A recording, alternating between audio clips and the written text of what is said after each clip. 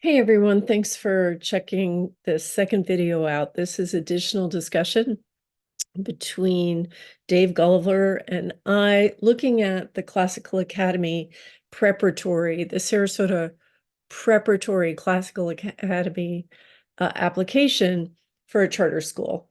And there's some repetition here. I want to let you know my apologies, but I just did want to give you the opportunity to see some other points that we were looking at with the application. We do start off kind of midstream, but I wanted to set it up for you. We start off looking at how the Sarasota Preparatory Classical Academy application basically requires applicants' parents to agree to be called on to lobby Tallahassee, basically to support the school and I don't know, perhaps the chain, but support the school should they need support regarding legislation. And we both find this coercive. So we talk about that, how that requirement to support legislation doesn't belong in an application for a charter school. Thanks so much and stay tuned. Be sure to let us know what you think in the comments. Yeah, so this is, the whole existence of Charter Schools USA depends on, the legislature keeping things the way they are. And they realized a big windfall with the voucher system. Like Texas still won't Texas. So a very red state consistently denies vouchers for the reason we're talking about. It's about religious freedom. They don't want public money going to schools with a religious, Right. basis. And if you look at the failure rate, again, in Florida, this is just through 2019, there have been 409 charter school closures. Today, there are 726 operating, which includes the homegrown, and they're not all corporate, like Sarasota Military Academy, that's a local homegrown school, or Sarasota School of Arts and Sciences. But the failure rate is 36% at least, because the last 4 years of closures aren't included in that number of 409. So this kind of signaling to the parent, like, we may need you to lobby for us politically, is a Yeah. big flag. And, as our conversation started more than an hour ago, one thing that Charter Schools USA does is they make a ton of campaign contributions to people in power. So this is just another sign of how this organization is leveraging its power to stay in power. They're giving money to the politicians and they're building like a little army of lobbyists when they need to flood legislators' offices with emails or phone calls or social media posts, or possibly get some people to come up to Tallahassee and testify. And again, And they're putting the parents on notice in the yeah, application. One thing I noticed is that in the arts education, there's no discussion of mediums. There's no, and also in the in the application, they talk about music theory. So no one's going to learn to play an instrument, or art history, and one other topic. So essentially, you're going to talk about music or about, you know, art and art history, but you're not going to make any art and you're not going to play any music. And that should be clear. And so, okay. For a community that cares about the arts, and it's, so important, we shouldn't have to read between the lines. Let's go through this overview screen. I'm going back to the interview. Exceptional students. A concentration of resources in public schools is beneficial for special needs kids. When you dilute that pool of money with vouchers, a lot of these charter schools don't provide effective special needs. That's a concern. I don't know that. Page 20 of this thing, they said that the current starting salary is below Sarasota County school salary. So how will they be able to recruit teachers. Okay. And this just kind of goes to the group. We've kind of touched base on this peripherally in other forums about how this is just not, Sarasota County has become a place where you can't afford to live. Um, no cost of benefits, don't get benefits for 60 days, the salary is low. It's just another kind of undercutting of our economy and our workforce and forcing people to, live God knows where and commute in here. Mm-hmm. It's kind of more of a general economic thing. Based on enrollment numbers listed in target enrollment, there are not enough teachers to make class size K through 5. Not enough electives for K through 12. 4 ESC teachers for the entire K through 12. Right. Yeah, I said that in our last chunk. That's striking to me. ESC is, I'm blanking on this acronym. Is that special It's need? exceptional and special education. It's a weird lumping together of basically gifted kids and special needs students who, Okay. are less able to learn. These are kids with IEPs because the gifted kids get IEPs as well. Yeah.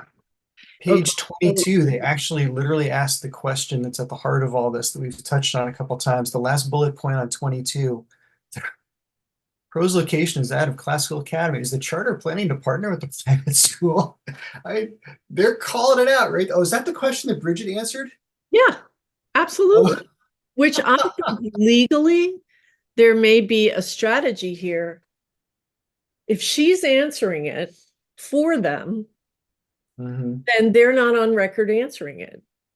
All right, I'm back with Dave Gulliver, and we are still unpacking this evaluation of the 600 plus page application from the Sarasota Classical Preparatory Academy, Florida Charter Education Foundation via Charter Schools USA. Okay. Let's take a look at teachers and staffing. And this is on page 19. It's number 11, management and staffing in the evaluation done by the review committee within Sarasota County Schools. And again, they've done a great job. So Dave, why don't you look at the questions they, I've highlighted some, these are my highlights. Enrollment numbers listed in target enrollment, there are not enough teachers to make class K size in K through 5 because there are some requirements about class size in Florida, so they're understaffed according to their application. There don't appear to be enough electives for K through 12, and we may want to talk about art education as well. 4 ESC teachers for the entire K through 12 student population seem to be a low estimate of need. What do you Right. make of those bullet Well, points? ESE is exceptional and special education. I believe it's gifted kids and kids who may have, challenges with learning. Mhm. And for teachers, may sound like a lot, but when you consider that these are literally kids with special needs, they're going to be smaller class sizes. They're going to need individual interaction, and special assistance. And 4SE ESE teachers is definitely on the low side from my experience as a parent and seeing, elementary schools in this county. Um, I think, our county analysts they know what they're talking about here. They spotted that right off the bat, and that Mhm. seems like a logical choice. And let's talk about that in combination with the first point that there are not enough, the enrollment numbers, it seems like there are not enough teachers to make class size K5. These are 2 points right there that say they are not staffing to meet the needs of the students. And based on my limited experience when I worked for a charter school, I'm not going to get into great details, but Mhm. I can tell you that we cut to the bone. Our class sizes were absolutely maxed out. There were, they eliminated teachers and recombined classes to get absolutely the maximum number of kids per teachers, which reduces your personnel expenses. Mhm. You're meeting the state requirements, but doing it with the fewest humans you need, the lowest amount possible. And can this just kind of goes to charter schools. Remember that, Charter Schools USA, which is going to be operating this, it's a for-profit company.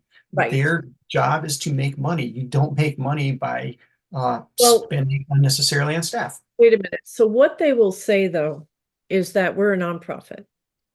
And so these corporate charter schools, what they do is they set up a nonprofit, which is the education institution.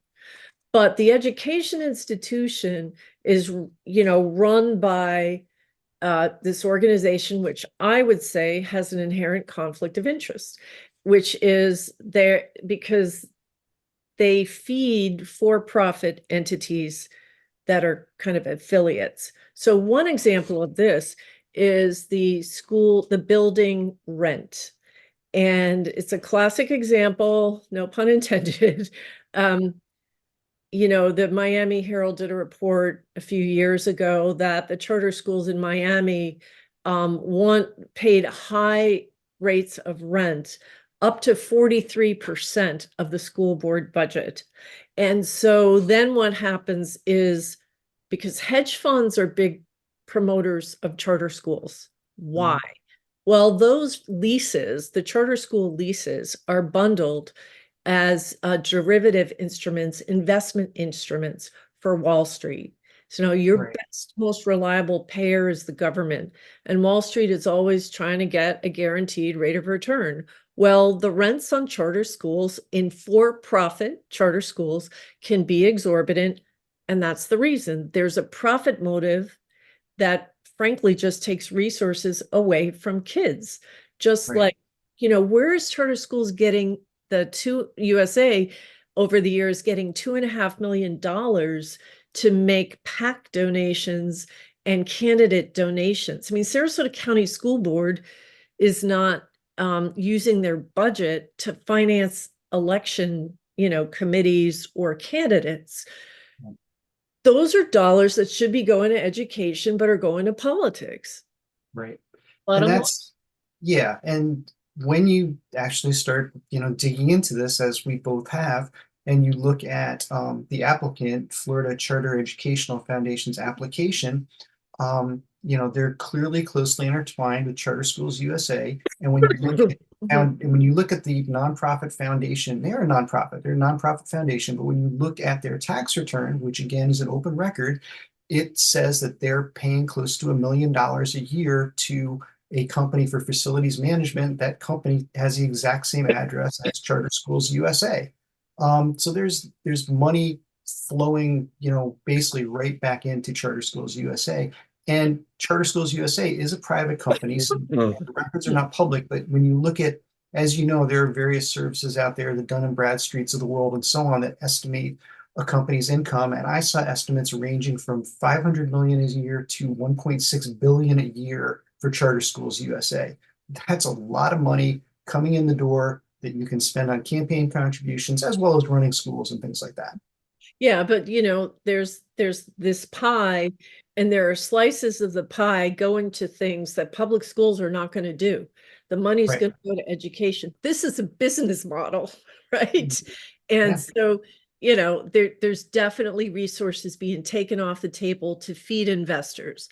Right. Last question here. What have you learned from College Preparatory Academy at Welland Park School? So CPA, WPS, that's Welland Park.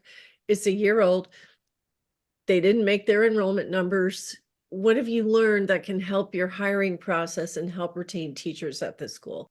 And And that goes to another point that I think you're about to go to. Yep, right there. Go ahead, you read it. Sure. This is again a question from our analysts here in Sarasota County to the applicants for the charter school. The current starting salary is below Sarasota County schools. How will the school remain competitive in teacher recruitment? And if your starting salary is so low, people are either going to start there and go to some place that pays better, or they can't afford to stay there and they're going to leave, move out of the area, find a different job, that kind of thing. So yeah, that explains part of what you're talking about. It's a symptom of a for-profit, system, and it makes you wonder what level of stability there's going to be in the school for these kids. Hell, and this was my field for the healthcare field and sales, but understanding the economic dynamics there. If you ask a doctor who their best payer is, they're going to tell you Medicare, you know, because Medicare just exists to manage the resources, but they don't have investors to feed. They're not on Wall Street, where Blue Cross Blue Shield is. And, you know, there's an inherent economic dynamic to deny care, you know, because they want to make a profit. That's just the economic reality. It's not insurance in the way that fire insurance is. Everyone's going to need medical care. So to look at the school situation, your public schools, they take all kids. They don't get to cherry pick the kids that come from wealthy homes. They don't get to cherry pick who's got a behavior problem and who doesn't. And so, you know, we go back to having one bus, which is a clear red flag that only families that have, you know, the wherewithal to drive their kids to school are going to be able to consider this school as an option. So anyway, those are, you know, a look at some of the economic issues in terms of teacher recruitment and what's going on with this application with Sarasota Preparatory Classical Academy. These are questions that must be answered.